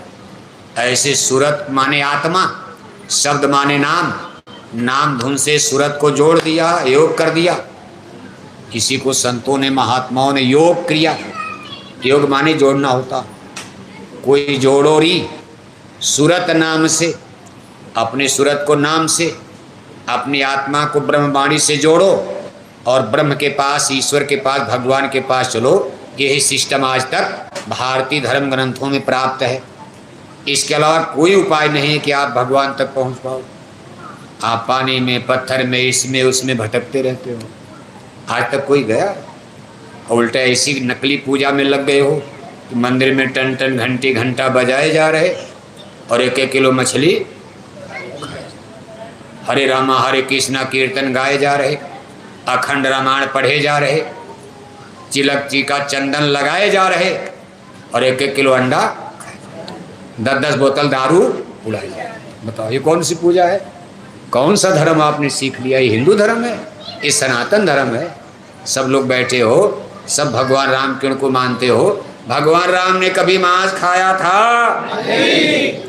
भगवान जोगेश्वर श्री किरण जी महाराज मांस खाते थे? रामायण, गीता, वेद, भागवत में कहीं मांस खाना लिखा है? नहीं। लेकिन आज स्थिति देखो क्या बिगड़ गई धर्म की। आज भारत की आबादी 1 अरब 30 करोड़ बताई जाती पुरानी गणना से। 1 अरब 30 करोड़ की आबादी में 1 अरब 4 करोड़ हिंदू, 18 करोड़ मुसलमान, बाकी 8 करोड़ में सभी धर्मों के लोग आ गए। 1 अरब 4 करोड़ हिंदू में आज सन 2023 प्रेजेंट टाइम वर्तमान समय में 82 करोड़ हिंदू मांस खाते हैं। आइए आइए आइए आइए। अरे भाई आपका हुक्म, बंद करें क्या है अब? हाँ लाइए, इधर लाइए। देखो 1 अरब 4 करोड़ हिंदू में 82 करोड़ हिंदू आज भारत में मांस खाते। कितने हिंदू? कितने हिंदू? 82 करोड़। बच गए 22 करोड़। 22 करोड़ हिंदू आज भारत में शाकाहारी और 82 करोड़ हिंदू मांसाहारी। 4 गुना हिंदू मांसाहारी हैं। मान लो चंडीगढ़ तो बहुत बड़ा है, आपका जो सेक्टर है, आप एक रजिस्टर बनाओ, 2 रजिस्टर बनाओ, एक पर लिखो शाकाहारी हिंदू और एक पर लिखो मांसाहारी हिंदू। मुसलमान भी आपके सेक्टर में होंगे, मुसलमानों क्या मत जाना। अभी मुसलमानों को समझाने से कोई फ़ायदा नहीं होगा। उनके यहाँ तो वेजिटेरियन लाइफ सिस्टम है ही नहीं। मुसलमानों के यहाँ तो कहते भाई गाय मारो ईद मुबारक, बकरी मार दो बकरीद मुबारक। लेकिन जो हिंदू आपके मोहल्ले में रहते हैं, आप हिंदुओं के घर में जाओ, चाहे किसी जाति के हों, लेकिन जो हिंदू धर्म को मानते हैं, आप उनसे पूछो भाई आपके घर में शाकाहारी हिंदू, लिस्ट बनाओ रजिस्टर पर। शाकाहारी हिंदू एक रजिस्टर पर और मांसाहारी हिंदू एक रजिस्टर पर, तो कौन रजिस्टर पहले भरेगा? कौन भरेगा? शाकाहारी। कौन रजिस्टर भरेगा? भरेगा ही नहीं, कई रजिस्टर भर जाएगा। शाकाहारी एक भी नहीं भरेगा और आपके इस सेक्टर में मांसाहारी रजिस्टर कई भर जाएगा। इसी तरह हर जगह, हर सेक्टर में। इसी तरह आप लखनऊ जाओ, कानपुर जाओ, गांव में जाओ, जंग देहात में जाओ, हर जगह देख मांसाहारी हिंदू, एक हिंदू शाकाहारी तो सामने 4 हिंदू मांसाहारी, एक हिंदू शाकाहारी तो 4 हिंदू। जितने हिंदू आज भारत में शाकाहारी हैं उसका 4 गुना हिंदू मांसाहारी हैं। क्या धर्म कर्म आएगा बताओ आप। शराब पीते हैं, मांस खाते हैं। हम लोग 40 साल से बोरा पहन रहे हैं, 40 बरस बोरा पहनते हो गया। 14-15 मई 1983 को हमारे गुरु महाराज ने ये आदेश देकर के संकल्प लेकर हम लोगों को बोरा पहनाया। आप बोरा पहनोगे तो लोग सोचेंगे भाई जय गुरुदेव मिशन के लोग हैं, पहचान बन जाएगी। और उद्देश्य क्या था? आदेश दिया था कि जाओ बच्चों की शराब को छुड़ाओ, बच्चे शराब न पीने पाए, नई पीढ़ी दारू न पीने पाए। बूढ़े बुजुर्ग जो लोग शराब पीना शुरू कर दिए उनकी भी छुड़ाओ और नई पीढ़ियों को बचाओ कि दारू न पीने पाए। और ये समय वो था सन 83, याद करो सन 83 में कितने लोगों का जन्म नहीं हुआ होगा। तब से हम लोग बोरा पहन रहे हैं। 1983 में 14-15 मई को बोरा पहना गया। सन 1983 में इतने लोग आपके चंडीगढ़ में दारू नहीं पीते थे। हम लोगों का 40 साल में पर्चा में, पोस्टर में, झंडा में, बैनर में, प्रचार में, डीजल में, पेट्रोल में करोड़ों रुपया पंजाब हरियाणा में खर्च हो गया, लेकिन हम लोग बेटों की शराब नहीं छुड़ा पाए। और छोटे छोटे बच्चों ने भी आज दारू पीना शुरू कर दिया। इतना ही नहीं, अब तो एक खतरनाक सूचना मिल रही डरवाने वाली कि चंडीगढ़ में हमारी बेटियों ने भी शराब पीना शुरू कर दिया। अब बताओ क्या धर्म बचेगा? बेटे शराब छोड़े नहीं, चंडीगढ़ में बेटियों ने शराब पीना शुरू कर दिया। कभी आप विचार करते हो समाज कहाँ जा रहा है? बेटियां शराब पीने लगेंगी, कभी भगवान राम का राम राज भारत में आ पाएगा? बेटियां शराब पिएंगी, कभी करप्शन, बुराई, भ्रष्टाचार मिट पाएगा? बेटियां शराब पिएंगी, कभी अच्छे समाज का निर्माण हो पाएगा? बेटियां शराब पीने लगेंगी, रामायण गीता की मर्यादा बचेगी? बेटियां शराब पीने लगेंगी, भगवान राम कृष्ण का मान सम्मान बचेगा?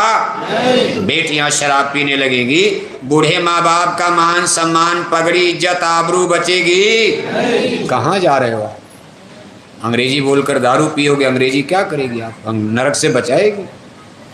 अरे भाई अच्छा समाज तो अच्छाई से बनेगा। शराब पीकर कोई अच्छा समाज बना पाएगा? लंका में लोग शराब पीने लगे, लंका नष्ट हो गई। भरी सभा में दुर्योधन दुशासन, आज शराब के नशे में कुरु राज सभा में देखो निर्लज होकर महारानी द्रौपदी को नंगा करने का उसने आदेश जारी कर दिया शराब के नशे में। अगर शराब न पिया होता कर्ण दुशासन दुर्योधन ने इतना गलत आदेश कोई अपने बूढ़े बुजुर्गों के सामने कहेगा? अपने ही घर की कुल बधू, ये भी नहीं कोई गैर है।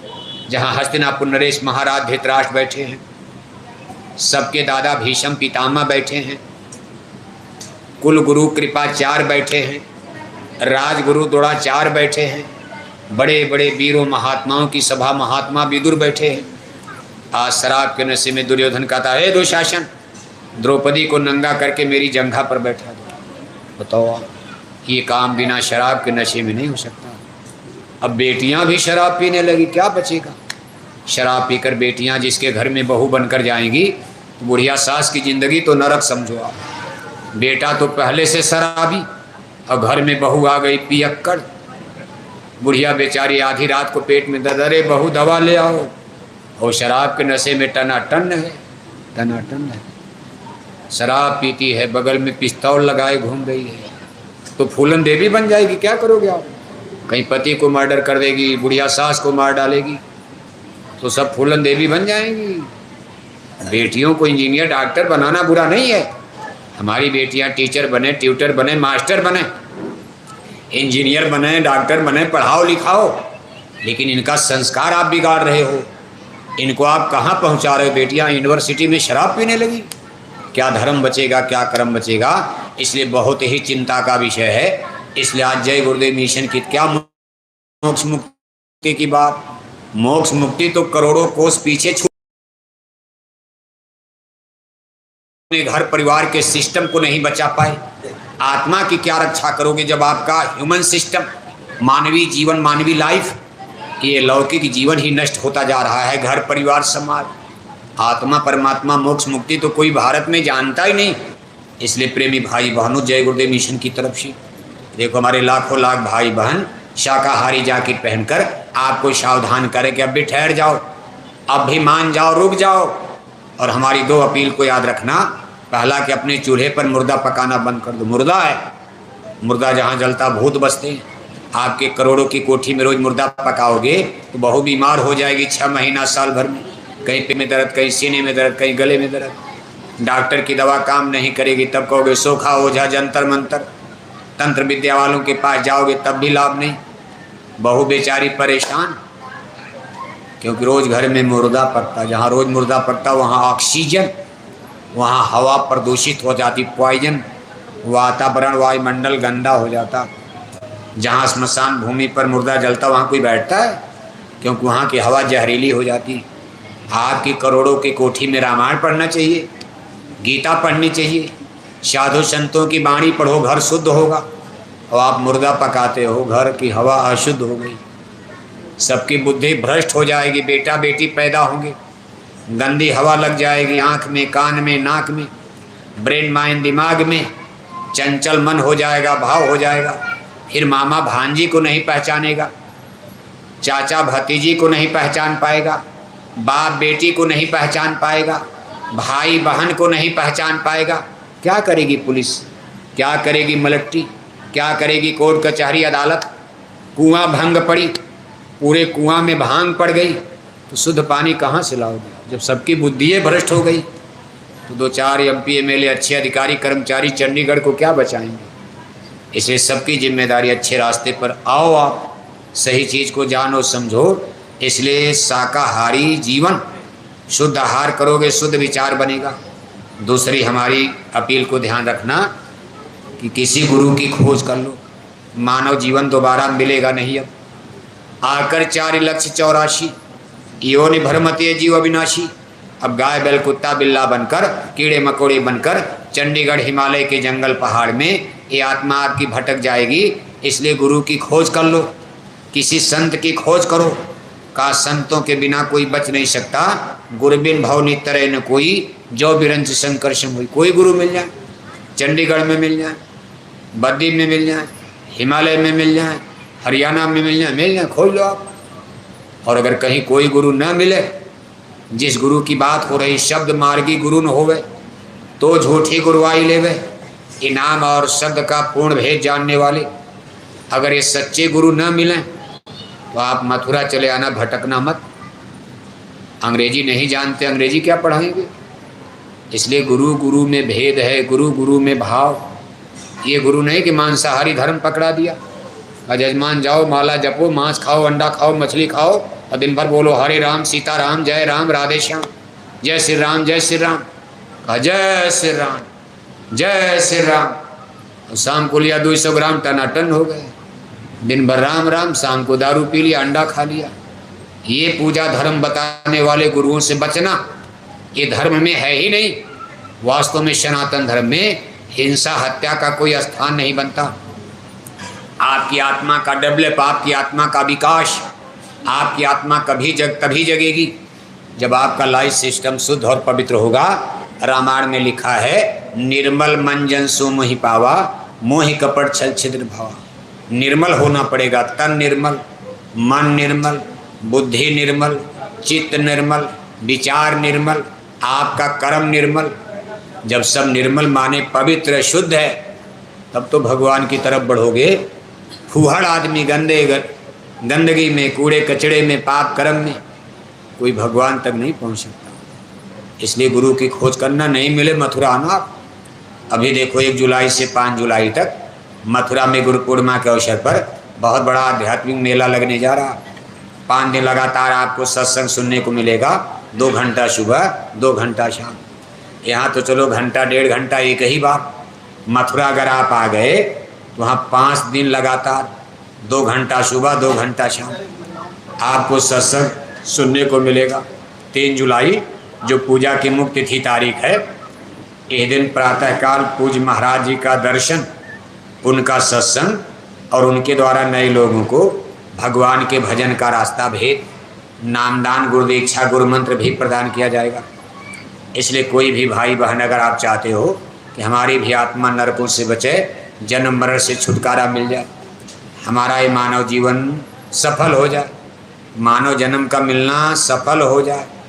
खाते पीते सोते मर जाओ तो जानवर भी मरते हैं, बच्चा बच्ची पैदा करते खाते पीते सोते गाय बैल कुत्ता बिल्ला सब मर जाते। बड़े भाग मानुष तन पावा। मानव जन्म मिलने का मतलब आत्मा को पार करो, आत्मा का निस्तारण कर लो, आत्मा के भेद को परमात्मा से मिलाकर जान लो, मोक्ष मिल जाए, मुक्ति मिल जाए, जन्म मरण का बंधन छूट जाए। इसलिए प्रभु ने मानव जन्म दिया है। तो आप मथुरा हो भंडारे के गुरु पूर्णिमा के कार्यक्रम में आने की तैयारी करना। आपके देखो इसी पड़ोस में सेक्टर में जिनके द्वारा आज ये कार्यक्रम आपके बीच में संपन्न हो रहा, हमारे माननीय BL गुप्ता जी आपके पड़ोस में सेक्टर में मोहल्ले में ही रहते। अब इनके पूरे परिवार के लोग बराबर मथुरा जाते रहते हैं और भी चंडीगढ़ में जगह जगह लोग रहते। तमाम हमारे भाई बहन नए पुराने तमाम चेहरे आज इस सत्संग सभा में मौजूद हैं। ये लोग बराबर मथुरा जाते रहते। जिनसे भी आपका परिचय हो, आप इन लोगों के साथ मथुरा गुरु पूर्णिमा के कार्यक्रम में चले आना। वहाँ आपके लिए कोई दिक्कत नहीं होगी, बहुत बड़ा आपको लाभ फायदा मिल जाएगा। लोग भी बन जाएगा और लोग भी बन जाएगा। संतों महात्माओं के दरबार से कोई खाली हाथ वापस नहीं लौटता। आज की ये सत्संग सभा देखो हमारे माननीय गुप्ता जी, अब हम लोग तो रात में ही आ गए थे, पूरे घर परिवार के लोग, और लग करके रात भर जाग कर सबके खाने पीने सोने का इंतजाम करना, फिर लाउड स्पीकर मंच, फिर सबके लिए देखो भोजन प्रसाद भी। हमारे तमाम कम से कम 2550 भाई बहन वहाँ आपके लिए बाहर भंडारा भी तैयार कर रहे। तो सब लोगों को हम धन्यवाद देते। जिला संगत संगठन इस चंडीगढ़ के अध्यक्ष हमारे भाई ओम प्रकाश उमाशंकर सिंह भी देखो इस सत्संग सभा में मौजूद हैं, और भी हमारे कमेटी के संगठन के तमाम जिम्मेदार लोग आज इस सत्संग सभा में उपस्थित हैं। आप सभी कॉलोनी वासी हमारे भाई बहन बच्चे बच्चियां, अपना इस टेम्परेचर गर्मी में भी आपने समय दान दिया, अपने अपने बाल बच्चों के साथ इतनी देर आप बैठे रहे और हमारी बातों को प्यार से सुना, प्यार दिया, सम्मान दिया, मान दिया।